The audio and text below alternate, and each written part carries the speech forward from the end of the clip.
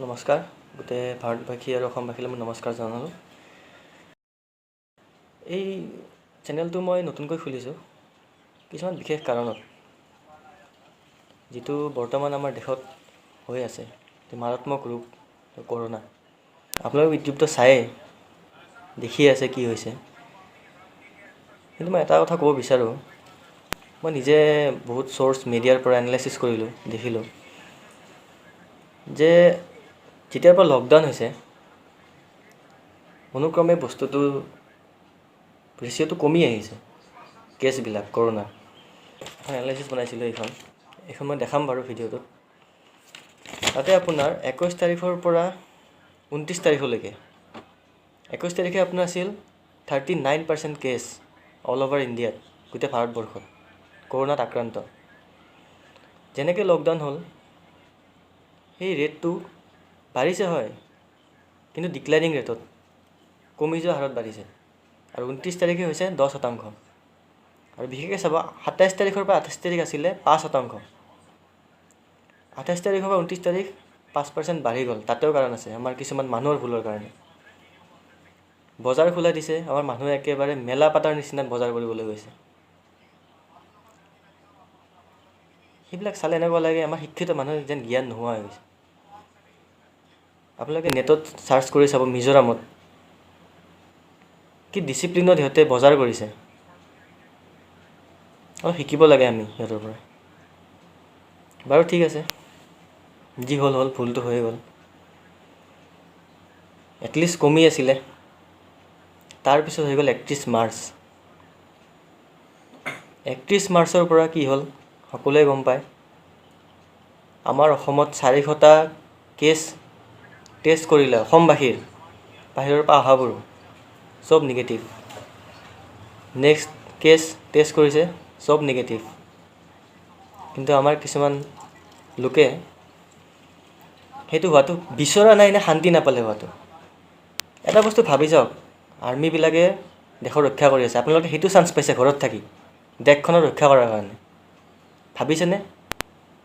Doctor, police, army যেনেকৈ ৰক্ষা কৰি আছে, আপোনালোকেও ৰক্ষা কৰিছে নিজক আৰু নিজৰ ফেমিলিক আৰু দেশখনক। সেইটো বুজিব খোজা নাই আপোনালোকে, নে বুজিও নুবুজাৰ ভাও জুৰিছে। মই নিজে ওচৰতে দেখিছোঁ ল'ৰাবিলাক ওলাই গৈছে, পুলিচে খেদিছে, পুলিচক গালি দিছে। আৰে কিয় খেদিছে? তোমালোকৰ কাৰণে। বজাৰ খোলা দিছে, বজাৰ কৰিবলৈ যোৱা, কিন্তু ডিচিপ্লিনত। মাস্ক পিন্ধা, চেনিটাইজাৰ ইউজ কৰা। এতিয়া চেনিটাইজাৰ আছে লগত, মাস্কো আছে, মই ইউজ কৰিছোঁ। আমি মালয়েছিয়াৰ নিচিনা হ'বলৈ গৈ আছোঁ নেকি? মই কোনো ধৰ্মলৈ কথা কোৱা নাই। মালয়েছিয়াত যিটো হ'ল নিজামুদ্দিনৰ ইভেণ্টটো লৈ ইমান হাজাৰ হাজাৰ মানুহ গ'ল, তাৰ পিছৰ পৰা মালয়েছিয়াৰ যিটো rate, increasing rate, corona positive case কি ধৰণে বাঢ়ি গ'ল। আজি কি অৱস্থা, কেনেকুৱা পৰিৱেশ, সেইটো ভাৰতত হৈছেই। 30 তাৰিখলৈ অসমত 0 কেছ, তাৰপিছত 16টা পজিটিভ কেছ যোৱা ৰাতিলৈকে। আপোনালোক ঘৰত লুকাই কি হ'ব? আপোনালোকতো অপৰাধী নহয়। আপোনালোক ওলাই আহক, ওলাই আহি নিজকে হিৰ' হিচাপে স্বীকৃতি দিয়ক। আপুনি নিজৰ লগত আনকো বচাইছে। পাৰিলে যিমান পাৰে ঘৰত থাকক, নিজৰ পৰিয়ালক ৰক্ষা কৰক, আনকো ৰক্ষা কৰক। এইখন শংকৰ আজানৰ দেশ। মহাত্মা গান্ধীয়ে কৈ গৈছিলে, অহিংসাই পৰম ধৰ্ম, মানৱতাই পৰম ধৰ্ম। আমাৰ যোনবিলাক আমাৰ মানৱতাৰ খাতিৰত ঘৰত নগৈ আমাক মানৱ সেৱা কৰি আছে, ডক্টৰবোৰ, হেল্থ ৱৰ্কাৰবোৰ, যোনবিলাক গাঁৱত গৈ গৈ ট্ৰিটমেণ্ট চেকআপ কৰি আছে, তেখেতসকলক আমি কিছুমানে পাথৰ দলিয়াইছোঁ, এনাউন্সমেণ্ট দিছোঁ ইহঁতে আহিলে ইহঁতক মাৰিব লাগে। কি হৈছে এইবোৰ? ভগৱানৰ পিছত, ঈশ্বৰৰ পিছত, আল্লাৰ পিছত, গডৰ পিছত ডক্টৰ, হেল্থ ৱৰ্কাৰবোৰে বৰ্তমান আমাৰ ভগৱান। সিহঁতৰ যদি কিবা হয় আপোনালোকক বচাবলৈ আৰু কোনো নাহে, মনত ৰাখিব। চ' যিটো গ্ৰাফটো যিটো কমিছিলে, এইটো যিটো ডিক্লাইনিং ৰেটত কমি গৈছিলে, এইটো আৰু এনেকৈ উল্টাকৈ বাঢ়িব নিদিব। বহুতেই শুনিছোঁ, মই নিজৰ ঘৰৰ ওচৰৰ মানুহৰ পৰা শুনিছোঁ আৰু এচাম মানুহৰ পৰা শুনিছোঁ যে ভগৱানে ৰাখিলে, ঈশ্বৰে ৰাখিলে, আল্লাই ৰাখিলে কোনো বচাবও নোৱাৰে, কোনো মাৰিবও নোৱাৰে, যি হয় দেখা যাব। তেনে এটা কাম কৰক,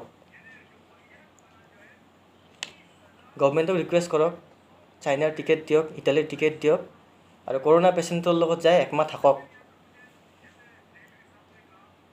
সেইটো আপোনাৰ ভুল নে ভগৱানে আপোনাক যাব দিছে? তেনেকুৱা মন্তব্য নকৰিব, সেইটো ভুল। তো লাষ্টত কওঁ এটা সৰু কাহানী, সঁচা ঘটনা। শংকৰদেৱৰ শিষ্য মাধৱদেৱ আৰু ভক্তগণ জংঘলেৰে গৈ আছিল নাম প্ৰসংগ কৰিবলৈ। তেতিয়া জংঘলৰ মাজত এটা বনৰীয়া মহ আছিলে। তেতিয়া ভক্তগণে ক'লে যে মাধৱদেৱ, আমি ইফালে নাযাওঁ, জংঘলী মতে আমাক শেষ কৰিব। তো মাধৱদেৱে ক'লে যে ভগৱান আছে যদি আমি বাচিম, নহ'লে আমি ইয়াতেই মৰিম, আমি এনেকৈয়ে যাম। কিন্তু কিছুমান ভক্তগণে তেখেতৰ কথা নুশুনি বেলেগ ৰাস্তাৰে গ'ল আৰু যাওঁতে পলম হ'ল নামঘৰত, আৰু মাধৱদেৱ সোনকালে গৈ পালে। তেতিয়া শংকৰদেৱে সুধিলে, আপোনালোকৰ দেৰি কিয় হ'ল? তেতিয়া ক'লে কথাখিনি যে এনেকুৱা হৈছিলে, আমি মাধৱদেৱৰ কথা নুশুনি আমি দেৰিকৈ বেলেগ ৰাস্তাৰে আহিলোঁ। তেতিয়া শংকৰদেৱে ক'লে যে মাধৱদেৱ, আপোনাৰ এইটো ভুল হৈছে। এটা সৰু উদাহৰণ দি কিনে কৈছে, যেতিয়া আমি চাকি গছি জ্বলাওঁ, বন্তি গছি আমি জ্বলাওঁ, যদি হঠাৎ ধুমুহা আহে, আমি চাকি গছি নুমাব দিম নে ধুমুহাত বচাম আমি চাকি গছি যাতে জ্বলি থাকে?